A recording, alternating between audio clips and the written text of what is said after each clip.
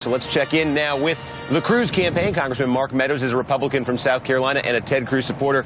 Congressman, thanks for taking a few minutes. I want to start by putting a couple numbers up on the board. This is from the entrance polls out here in Nevada last night. Look at this. This is white evangelical voters. This was about a third of the electorate here. Donald Trump, 41. Ted Cruz, 27. Then if you look at very conservative voters, people who call themselves very conservative, you get Donald Trump, 38, Ted Cruz, 34. I look at those two groups. I look at Donald Trump beating Ted Cruz with those groups, and I can't help but say it looks like he is cutting the heart out of Ted Cruz's base. This happened in South Carolina. This happened here. If Donald Trump is winning those groups of voters, how can you guys possibly do well in these Super Tuesday states? Well, Steve, it's great to be back with you. And obviously, as we look at Nevada, we knew that you're running against a casino owner in Nevada. The chances of really scoring well and winning in Nevada were tough.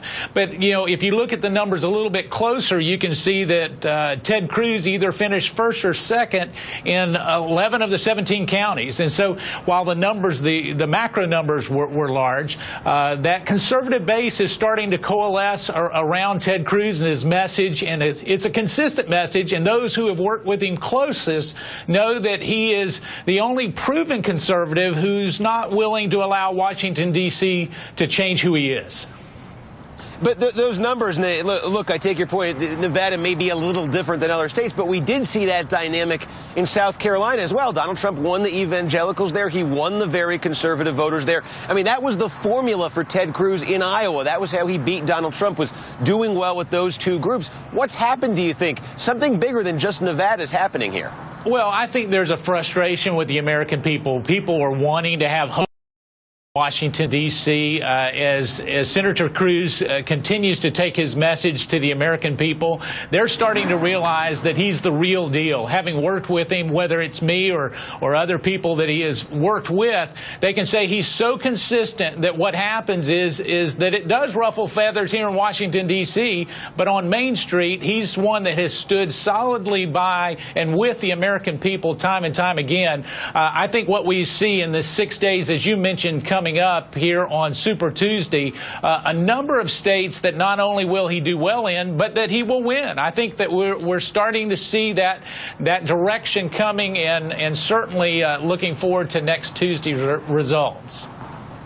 So we have 11 states on the board next week. Obviously, one of them is Ted Cruz's home state of Texas. I think we had a poll there that came out just in the last couple days that had him up 37-29 on Donald Trump in his home state. He said in his speech last night he can't wait to get back to Texas. So, okay, he obviously wants to do well in Texas, could do very well there. But where else? What are the other states in that 11 he's going to win next week, do you think? Well, obviously, most of those 11, he will do extremely well. When we start to look at it, you know, you have Rubio, who said that Nevada was his firewall. He went 0 for 3 and he was going to take a win. He actually used to live in Nevada, and yet what we're seeing is consistently Ted Cruz is doing well. But you've got those other states. You've got Arkansas and Tennessee and a number, Georgia. A lot of these that are coming up that really his message is resonating with the American people. It's one that I look forward to seeing the results as they come up.